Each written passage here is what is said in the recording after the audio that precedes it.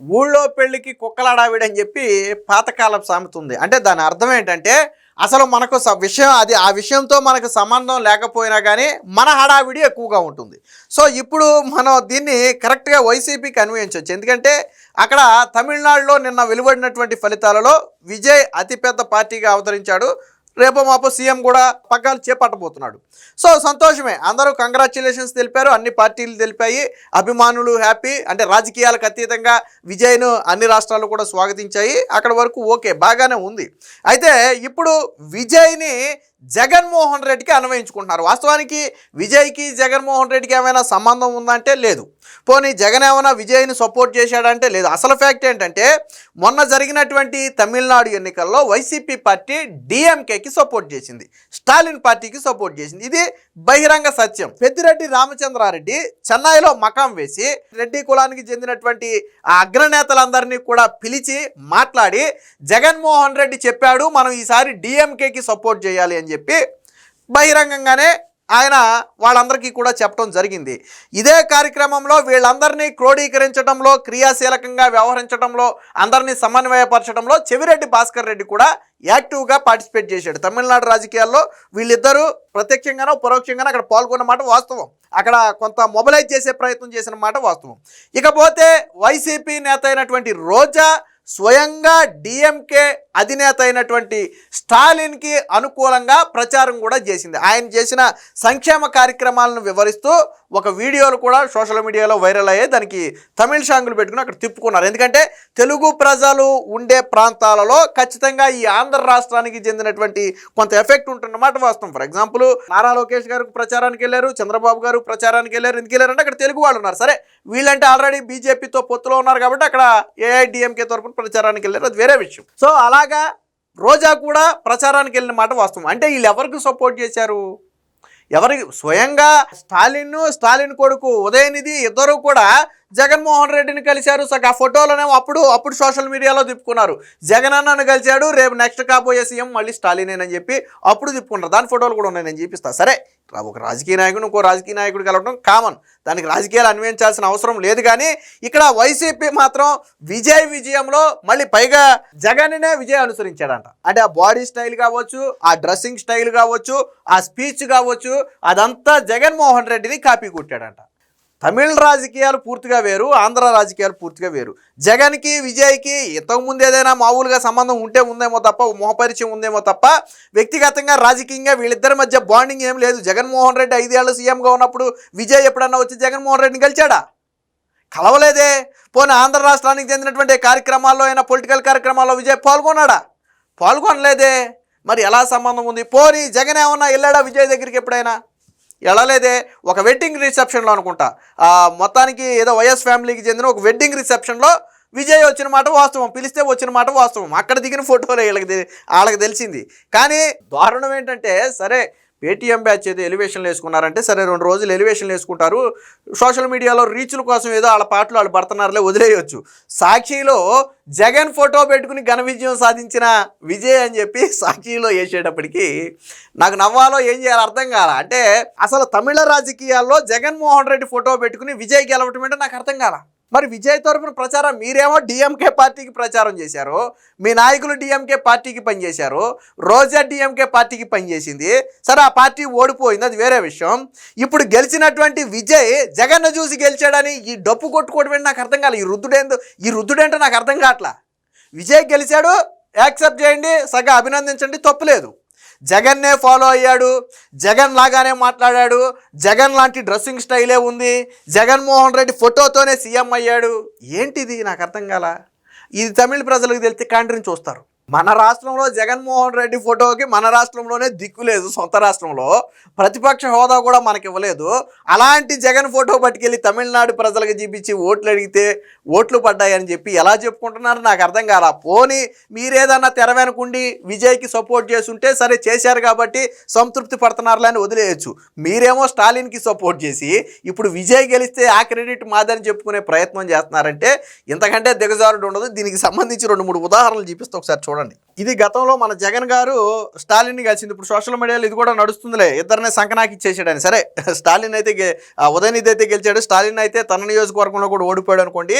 వీళ్ళు దీన్ని బయట పెట్టరు, దీని గురించి మాట్లాడరు. అదే స్టాలిన్ గెలిచుంటే ఈ ఫోటోని తిప్పుకునేవాడు. వాస్తవానికి స్టాలిన్కి ప్రచారం చేసిన మాట వాస్తవం. పెద్దిరెడ్డి రామచంద్రారెడ్డి కావచ్చు, చెవిరెడ్డి భాస్కర్ రెడ్డి కావచ్చు, రోజా కావచ్చు, వీళ్ళందరూ ముఖ్యంగా రెడ్డి కులస్తులను టార్గెట్ చేసి పనిచేసిన మాట వాస్తవం, అది కాదనలేని సత్యం. కానీ గెలిచుండి సరే స్టాలిన్ గెలిచుండి మీరు ఏదైనా చెప్పుకుంటే తెరవెనక ఏడ్చేయాలని అనుకోవచ్చు. మీరు పనిచేసింది స్టాలిన్కి, గెలిచిందేమో విజయ్, మీరు చేసిన వాళ్ళు ఓడిపోయారు. ఓడిపోతే విజయ్ మాత్రం మా వాళ్ళే గెలిచాడని చెప్పుకుంటున్నారంటే మరి అది ఎలాంటి ప్రచారమో నాకు అర్థం కాలేదు. ఇక్కడ ఒకసారి చూడండి, ఇది ఇక్కడ చూడండి, ఇది సాక్షిలో వైఎస్ జగన్ ఫోటోతో విజయ్ ఘన విజయం అని చెప్పి వీళ్ళు సాక్షిలో రాసుకున్నారు. అసలు ఇది ఎలాగా సాధ్యమైందో నాకు అర్థం కాల. వైఎస్ జగన్ ఫోటోతో విజయ్ ఘన విజయం అనేది వీళ్ళు ఎలా రాసుకున్నారో నాకు అర్థం కాల. ఇది పక్కన పెడితే సరే, ఇది సాక్షిలో వచ్చింది కదా, దీనికి ఇంకోటి కూడా చూపిస్తా. కొన్నిసార్లు మనిషి అక్కర్లేదు, ఫోటో ఉంటే ప్రపంచం ఏంటంటే జగన్ను విజయ్ ఉన్నటువంటి ఫోటోను విజయ్ పట్టుకున్నాడని చెప్పి ఇక ఈ ఫోటోతోనే ప్రచారం చేసి గెలిచాడు. కొన్నిసార్లు మనిషి అక్కర్లా, ఫోటో ఉంటే చాలంట. అంటే జగన్మోహన్ రెడ్డి అక్కర్లా, ఆ ఫోటో ఉంటే విజయ్ గెలిచేస్తాడంట. ఇది వీళ్ళ ఎలివేషన్లో ఇంకా చాలా దారుణంగా ఇచ్చుకున్నారు ఎలివేషన్లో. ఇక్కడ చూడండి, పాపం ఈరోజు జెండా కూలీల ఆర్తనాదాలంట. విజయ్ గతంలో పెట్టింది ఇదేమో నేను చెప్పిన వెడ్డింగ్ ఫంక్షన్లో దిగినటువంటి ఫోటో, దీన్ని పెట్టుకుని వీళ్ళు ప్రచారం. ఇక్కడ చూడండి, జగన్ అన్న ట్రెండ్ ఫాలో అయిన విజయ్ అంట. ఆ ట్రెండ్ అంటే మరి అదే నేను ఇందాక చెప్పింది. ఆ ట్రెండ్ అంటే ఏంటి, ఎలాగా? జగన్ విజయ్కి సూచనలు ఇచ్చాడా, విజయ్ జగన్కు సూచనలు ఇచ్చాడా? ఆ ట్రెండ్ ఫాలో అయ్యాడని ఎలాగనలా. సో నేను డిఎంకే పార్టీకి పనిచేశారని చెప్పాను కదా, దానికి ఒక చిన్న ఉదాహరణ చూపిస్తా చూడండి. తెలుసు కదా ఇప్పుడు ఎవరో రోజా ఎవరి కోసం ప్రచారం చేసిందో ఒకసారి చూడండి. மார்னிங் பிரேக்ஃபாஸ்ட்ங்கிறது எனக்கு தெரிஞ்சு நான் பொலிட்டிஷியனா 25 வருஷமா இருக்கு. எந்த ஸ்டேட்ல கேள்விப்படல. இது ரொம்ப ரொம்ப ரொம்ப சந்தோஷமான விஷயம். ஏன்னா வேலைகளுக்கு போற பெண்களுக்கு குழந்தைகளுக்கு நல்லபடியா செஞ்சு கொடுக்க முடியலையேங்கிற அந்த வருத்தம் இல்லாம న్యూట్రిషియస్ ఫుడ్. విన్నారు కదా ఎవరి కోసం ప్రచారం చేసింది? స్టాలిన్ కోసం ప్రచారం చేసింది. మరి ఇప్పుడు మీరు ఎవరి గొప్పతనం గురించి చెప్పుకుంటున్నారు? ఇప్పుడు జగన్ ఆదేశాలు లేకుండా రోజా కానీ, చెవిరెడ్డి భాస్కర్ రెడ్డి కానీ, పెద్దిరెడ్డి రామచంద్రారెడ్డి కానీ డిఎంకేకి పనిచేస్తారా? జగన్ ఆదేశాలు లేకుండా పనిచేస్తారా? జగన్ చెప్పకుండా పనిచేస్తారా? సో ఆ పార్టీలో చెందిన కీలక నేతలందరూ డిఎంకేకి పనిచేస్తున్నారంటే అర్థం ఏంటి? ఆ డిఎంకే గెలవాలని జగన్ కోరుకుంటున్నాడనే కదా అర్థం. మరి ఇప్పుడు విజయ్ గెలిస్తే దాన్ని మీకు ఎలా అంటగట్టుకున్నారు నాకు అర్థం కాల. సో ఇది స్టాలిన్ కోసం చేసింది. ఈ చివరిలో స్టాలిన్ పేరు స్వయంగా రోజానే చెప్పు, తినండి ఒకసారి. ఏనండి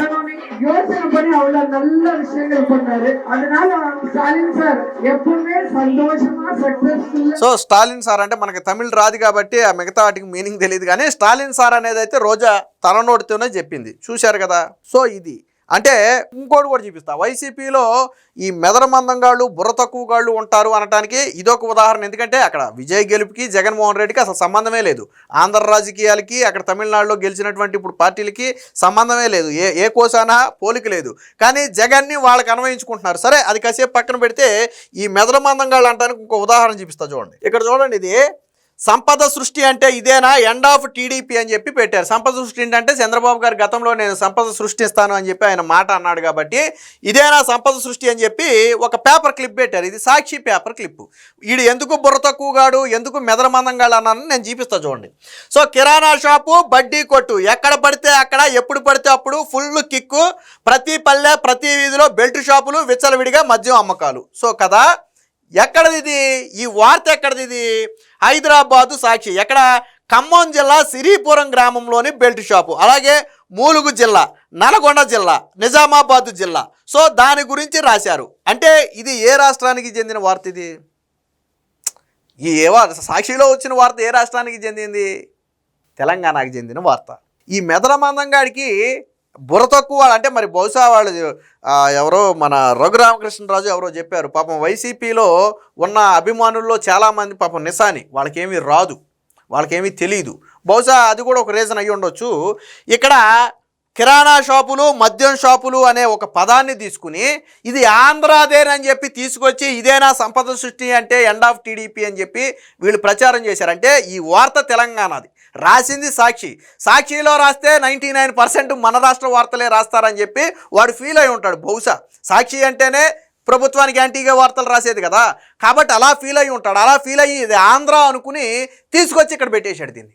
అంటే ఈ మెదల మందంగాళ్ళ కనీసం అరే ఈ వార్త ఇక్కడ మద్యం షాపులు అంటున్నాడు, కనీసం ఇది ఎక్కడ మద్యం షాపు ఏంటనేది కనీసం ఏ జిల్లా అనేది మనం ప్రారంభంలో కొద్దిగా చదివితే అది ఎక్కడికి సంబంధించినది అర్థమవుతుంది. లేదు ఒక వార్త వచ్చినప్పుడు అవునా ఇంత మద్యం కిక్కు జరుగుతుందా, ఏ జిల్లాలో జరుగుతుందని కనీసం మనం ఆరాధిస్తాం. అలాంటిది ఏమీ చేయకుండా సాక్షిలో వేశారు, నేను పోస్ట్ చేస్తా.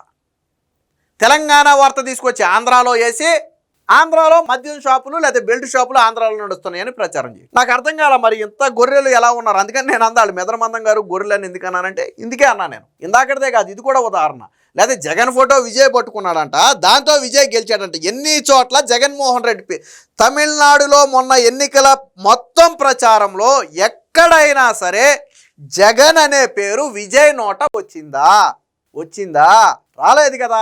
మరి ఎలాగ జగన్మోహన్ రెడ్డిని ఆదర్శంగా తీసుకుని జగన్మోహన్ రెడ్డి ఫోటోని పట్టుకుని జగన్మోహన్ రెడ్డిని ఫాలో అయ్యి గెలిచాడని చెప్పి ఎలా రుద్దుతున్నారు నాకు అర్థం కాలేదు. బుర్ర వాడండి కొద్దిగా. బయట క్యాంటీన్ చూస్తున్నారు, తమిళనాడు ప్రజలకు తెలిస్తే క్యాంటీన్ చూస్తారు. వాళ్ళు ఇవన్నీ చూడరు కాబట్టి పెద్ద ప్రాబ్లం లేదు, కానీ తెలిస్తే క్యాంటీన్ చూస్తారు. విజయ్ గెలవటం ఏంటి, దానికి జగన్ను వెనక తెర వెనుకుంటాం ఏంటి? మీరు ప్రచారం చేసిన పార్టీ ఓడిపోతే డిఎంకే, దాని గురించి మాట్లాడకుండా. సో ఇది వైసీపీ ఎక్కడైనా సరే, నేను అందుకే చెప్పింది ఊళ్ళో పెళ్లి కుక్కలాడావిడని.